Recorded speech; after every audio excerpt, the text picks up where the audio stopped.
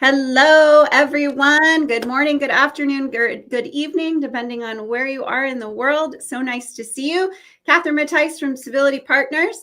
Today, we're going to talk about a topic that is near and dear to my heart. I have Greg Archer here with me, who also happens to be my office mate. He's just down the hall.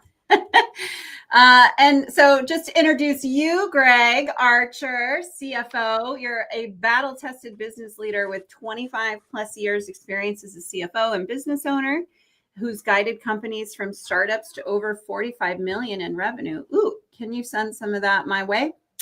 You are a financial strategist who's navigated extreme challenges, and you currently serve as a fractional CFO and business coach, helping small to medium-sized businesses gain financial clarity. So say hello. Hello. Thank you, Catherine, for having me on your stream today. HR is also a topic that's very near and dear to my heart, so I'm a little different than some of the CFOs that these HR professionals have experienced out into the marketplace, but I'm very interested in HR and the connection between HR and finance. Yeah. So is everybody else in HR, at least. So just to kind of set up this conversation, Civility Partners has done some webinars around helping get our ideas in front of a CEO and get their attention and try to get their yes. HR has a struggle still trying to get a seat at the table, as they say. Their CHRO is rare. And when you do have a CHRO, even then, I think they're not always getting the same type of the leader's ear as a CFO might or a COO might. So I was so happy when you came in and we talked about this and you said, I have an idea. We should do this because it's super helpful to this conversation for HR to understand how to get the CFO's ear and how to get the CFO on board, because then you got the CFO telling the CEO, this is a great idea, right? Yeah, absolutely. And, I'll always argue, because I am a CFO, that the CFO is most likely the most powerful and influential position in the company itself. And what I have seen is that when CFO or the finance team and the HR team are connected, and they're connected strategically, that results in increased revenue and, more importantly, increased profits for the company. And so it's very important. I think that those two teams are very, very closely connected together and can speak each other's language and understand what each team is trying to do. Okay, a little off topic here, but curious. A lot of times, especially in smaller businesses, HR reports to the CFO. Yeah. What do you think about that? Yeah, so I think it's really interesting because I see HR as actually two separate entities that are combined together. So the one side of HR is the legal side, right? The employee compliance and lawsuit protection and those kinds of things. The other side is the culture of the business. And so it is a little bit odd, but traditionally HR reports into the CFO because of that liability aspect, of that liability factor. And not all CFOs necessarily get or understand the culture. I think that's changing throughout the industry, by the way. But historically speaking, that's the reason why it's happened that way. And they're both important. And so there is a case to be made to actually separate HR, one for culture, or at least from a leadership standpoint, one for culture and also one for liability. I agree with you wholeheartedly. I always say there are two kinds of HR people on this planet, the compliance version and the culture and people version. And they're not necessarily the same person. They often are in a small business, but where it's one HR person. But that's kind of two different sides of the brain, I think. And I totally agree with you. I knew we were friends for a reason. Yeah. I mean, I look at it this way. It's what's the paperwork that I need to have done during the onboarding? Yeah. And what's the experience that I'm going to have during that onboarding that makes me feel connected to the business? Yeah, that's a great example of those kind of two sides. So you said that you feel like the CFO is perhaps the most influential. So what are some of the big differences between a CFO and other C-suite or executives? Um, so back up that statement that they're most influential, and also what are some of the other differentiators? Yeah. So if we kind of take a step back for a minute and think about roles and responsibilities, like that's an HR term, right? So I look at the CFO. If we really look at what their main role in the business is, their main role is to make sure that that company is sustainable. Mm-hmm. And with that, they're always looking into the future. They're not necessarily looking at the past. Like we look at the past for earmarking, but what we're really doing is like we're forward looking and we're looking at what are the initiatives across the entire business that are going to sustain the company, Mm-hmm. and oftentimes for the most amount of profit as possible. Now, if you go a little bit further and say, well, okay, then what's our main responsibility as a CFO? It's a little bit negative, unfortunately, but our main responsibility is mitigating and managing risk. Mm-hmm. And that's the world that we live in every single day. We're looking at risk across all aspects of the business.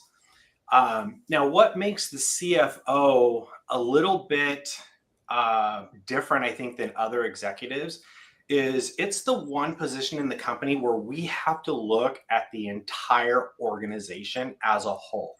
Mm-hmm. So, for example, if you're operations manager, you're looking at your efficiency across the operations, how you're delivering service. What does that look like? If you're in sales, you're looking at the sales department and generating revenue, and what does that look like? And so, oftentimes, these other departments, they have downlines that they are very interested in, and they're solely focused on their downline. Whereas a CFO has to be able to communicate across each one of those departments. They have to understand what everybody is trying to accomplish, and they Right. have to tie everything together across the entire organization. Now, I think HR actually has a little bit of that in there as well, because there's people in every single one of those pieces. I think the CFO, why it's a little bit different even than HR, is the fact that HR is not going to, for example, be interested or monitoring, hey, how is our ROI on our marketing budget? They're not Right. necessarily interested in that part, whereas the CFO has to know all of those things, plus culture, and they Mm-hmm. have to tie everything together and be able to interpret what every department is saying in order to give the best advice from a strategic level as we look forward into the future. So if that Yeah. makes sense. It does. So you're sort of like almost visually, I'm thinking like everything sort of funnels up to the CFO because everybody needs a budget to do what they want to Mhm. do.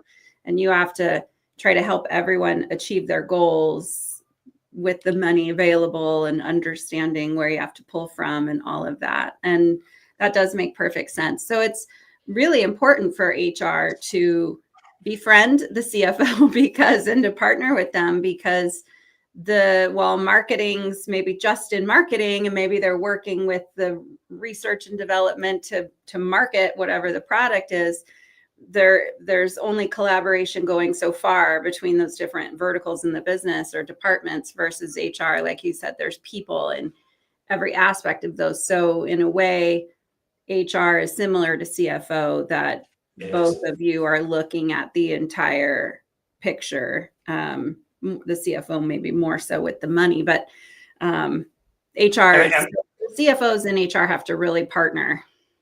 yeah, and that's what I was saying at the very beginning. When those two organizations or those two departments are really in sync together, it can Mhm. be hugely impactful for an organization. What can an HR professional do when they're not able to build that relationship? Like what are some tips for a listener who's like, I'd love to be friends with the CFO, but he or she doesn't seem to be having it.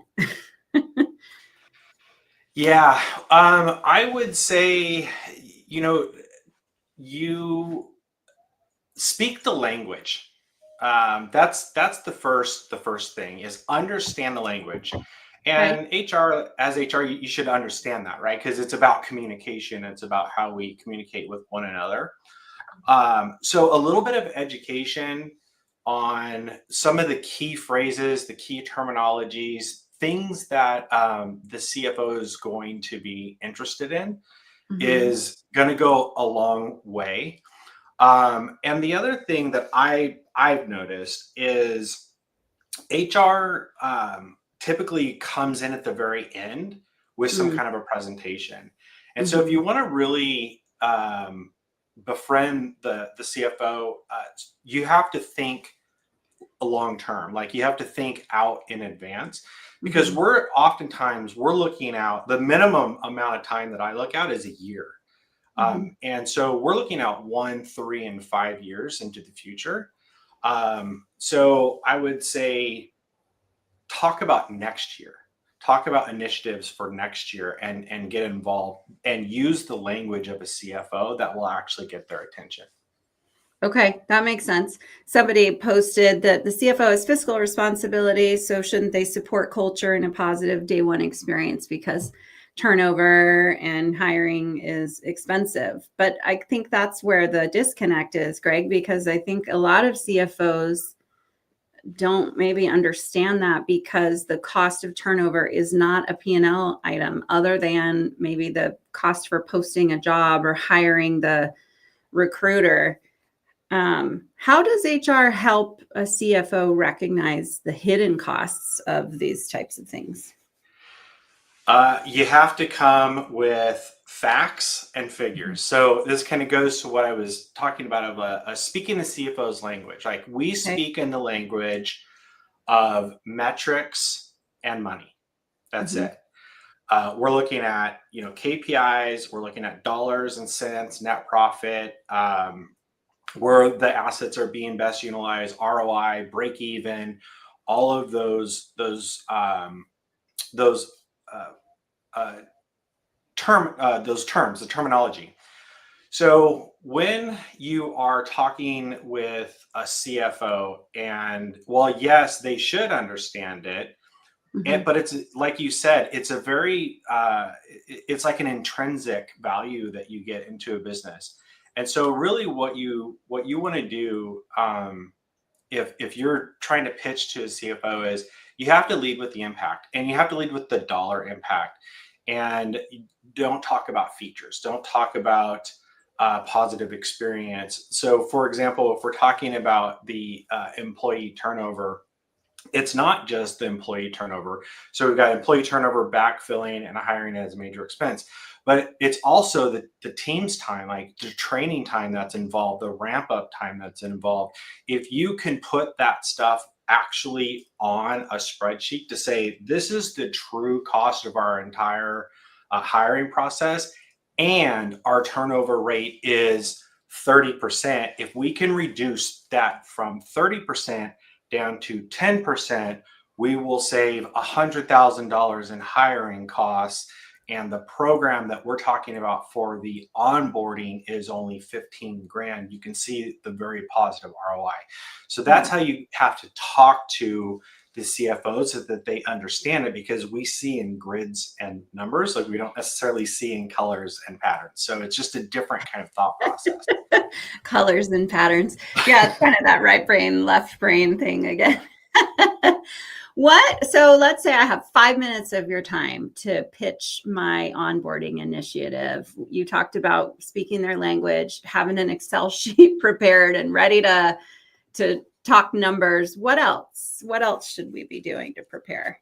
Or Yeah, should so I those be those doing are to two make big her? ones. I would say if you can, I know that this isn't always a option, especially with outsource HR. But if you can compare the cost of what you're proposing and the Mhm. ROI, the return on investment of what you're proposing, as opposed to other budgets.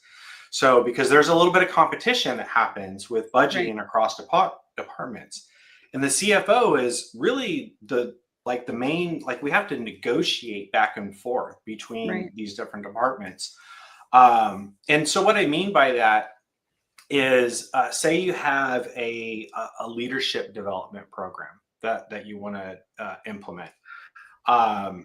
And if there's a way for you to say, okay, if you spend $10,000 in marketing, and by the way, you can get some of this information just by asking a couple of questions of the CFO.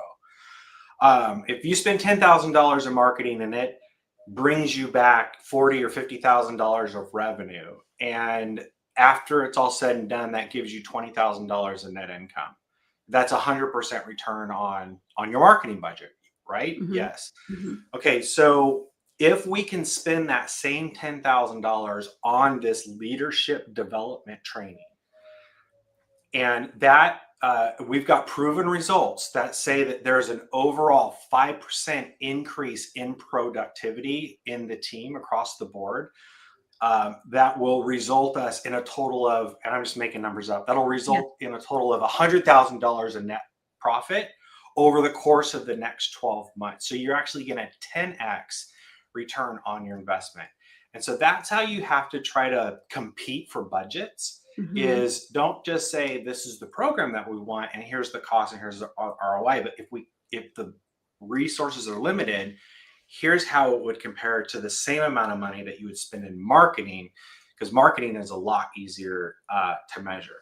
So that would be step one. Step two is if you can show me that plus actually have the tracking metrics to say this is how we're going to track it, and if it works next year I want to double the budget. If you can show me that and then give me those quarterly reports, like you're going to have a friend for life. Okay. And I think too, it's just even as you're developing ideas, I think, like you said, talking to the CFO, hey, I'm going to propose an idea to you, Greg, as the CFO, and I'm curious what kinds of things you'd like to know. And hopefully the CFO at the receiving end of those questions is open to talking with you and sort of coaching. And I think we've got a great answer or a great question that kind of piggybacks on what you're just talking about around measuring productivity. So one ROI or KPI or whatever of a leadership program is perhaps less turnover because the leaders are giving better leadership and better coaching. How do you measure something like that? Any thoughts and tips on that? Yeah. So unfortunately, the answer does kind of vary a little bit widely here because you have to look at the market that you're in, and every company will have basically two buckets of employees. There are the first bucket are people who contribute to the direct output of revenue generation, and then there's people that contribute to the direct administration of the products and services that you sell. And so we can measure it in different ways, but depending on which industry you're in is going to depend on what those metrics are. So for example, if I am in auto repair, then I can very easily look at hours billed on say an engine repair versus the hours that it actually took. So that's a measurement of productivity.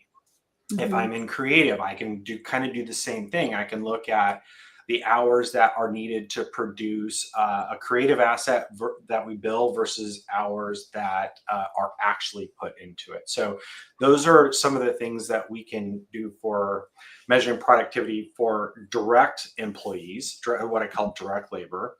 And then the measurement for administrative labor, there's another calculation that we go through, and it basically means how efficient is the business running. That's the administrative labor's responsibility. And so I don't want to get into like all the math behind it because we'd need a whiteboard and all that. But there is a way to actually measure the productivity of an administrative staff. And depending on what that person's role is going to depend on the metric that we're actually going to use for that role. And every role should have at least one metric that they are accountable for. And if it's reception, it's how quickly the phone is answered. We can do it a lot of different ways. But good question. Yeah. I'm just thinking about civility partners. We have a project manager who takes people through the sales process. And then once we get a yes, she is taking them through the process. So she's kind of the connective tissue. And just in my little tiny company here, I used to have to manage all the sales, and I'm certain I lost sales because they would fall off my radar, and I'd think, oh, I'll follow up in 30 days. And then I didn't. Because I was so busy. I'm sure I could, if I wanted to, take the time, figure out exactly how much potential sales I lost before our amazing project manager. And so I think that's a good example of like is the cost.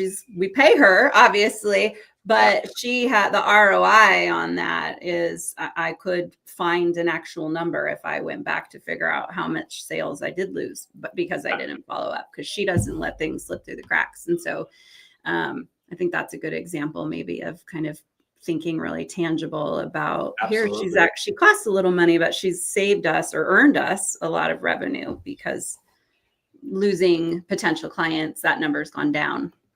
Yeah, absolutely. Yeah. And so what is, there is all this talk about like strategic HR, and I have a strategic HR class on LinkedIn. I also have an administrative HR class on LinkedIn. So I'm kind of touching on both. And I think back to the beginning, we talked about the compliance versus more strategy or people. I think a lot of times you start as compliance, and then as you grow through your career in HR, you evolve into being more strategic. But what does strategic HR look like or mean for a CFO? Yeah, we hit on a couple of these points already, but let me reiterate and maybe expand a little bit on it. I think the first thing is a mindset thing, honestly. Yeah. And I talk to a lot of HR people, and both in-house as well as outsourced HR. And they are, for whatever reason, there's this nervousness around the CFO. And maybe that's because we have kind of a bad stigma. You've heard all the jokes. We're known as the CF no, and they're all grumpy all the time. And I think that's changing quite a bit. But stop looking at the CFO as an opponent, and really in your mind, start seeing them as a strategic partner, and ask yourself those questions of what would I do with any other strategic partner? What would I do with an employee that we're counseling? Like, what are the things that we would do? It's really the same mindset and the same thought process. I would say the second thing is, and I touched on this a little bit, but bring the CFO in really early into the conversation. There's a long history of us being called into a meeting where we're being pitched some HR initiative, and CFOs do not like surprises. They don't like the, hey, can we just have some budget for this because we think this is a really good idea and it's going to help employee morale. Like, yeah, we get it. We get those things. However, we also, like I said, we're responsible for sustainability and risk. And so ask the CFO, what are your priorities as a CFO? Like, really start thinking about them. Asking them about the other challenges that they're facing and the other challenges that the company is facing. I mean, there may be a huge debt payment that's coming up that they're more focused on that debt payment. They're not going to even hear, let's do an employee morale initiative. Like, it's and HR may not even know about, HR doesn't know everything. So they just don't know. So just ask the question. And then the last thing is, I would say, ask them this question: what needs to be true for us to have your support on this? And I want to be really clear, and this will kind of tie everything together, is there is a difference between having a CFO's support for an initiative and having them just sign off on something. Because if they're simply just like, okay, I'm just going to sign off on this because this department wants to do it, I guarantee you that that's going to be under scrutiny. And when push comes to shove, that's going to be the first thing that's going to get cut. What you want is their support. And that is a CFO who is fully on board with the culture, all the initiatives, the leadership development, all the things that we really want to do with HR. If you ask them what needs to be true for that support, they will actually tell you what it is, and then you just have to do it. And then the last thing is just think about long term. So if you get a no today, don't give up, because it may be a no for this year's budget, but keep the communication going, because if we can get it into next year's budget, it's a little bit delayed, but we can still get it done. Yeah, I say that too a lot. Like sometimes it is a real long game before you can't just be like, we should do this. I just got home from a conference and met this vendor. Let's do it. It has to be a process. You got me thinking too, a lot of times when I do webinars and things around bullying or a toxic culture or a toxic CEO, people ask, what do I do? And I usually say, well, you should leave and go find a different company if you can't get their help. So to that end, if somebody is listening and happens to be looking for a different role in the world of HR, these might be some good questions to ask in your interview, is to ask about the CFO. Is the CFO strategic in culture and people?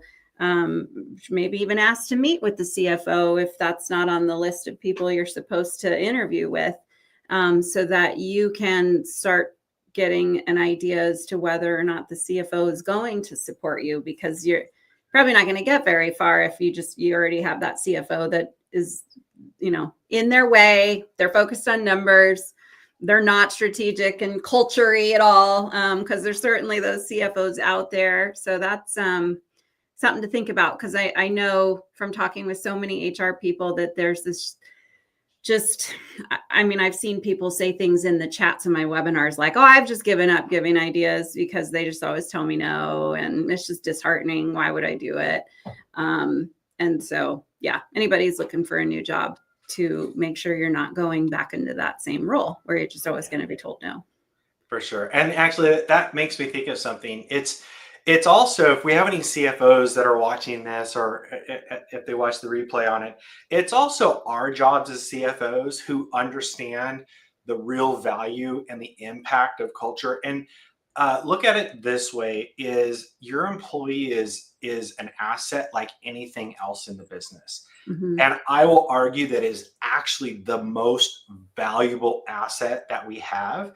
And if we care for that asset appropriately, then the results are going to be tremendous. And so it's, for other CFOs that get this part of it, it's our job also to spread that message and put that message out into the world, that we should be looking at HR as a strategic partner, not as an opponent. So it really does go both ways. Yes. Thank you. HR everywhere appreciates that. How can people get a hold of you, Greg, if they want to chat more with you? I would say send me a DM here on LinkedIn is probably the best way to get a hold of me, or you can go to my website, which is archercfo.com. And those are probably the two best ways. Easy peasy. All right. Well, thank you so much for this. It definitely was useful, and sounded like I'm a little on the right track, but I have a lot more to learn about what CFOs are looking for. So I'll meet you in your office later. We'll have more conversation. All right. Thank you all for attending, and we'll see you next time. Thank you so much.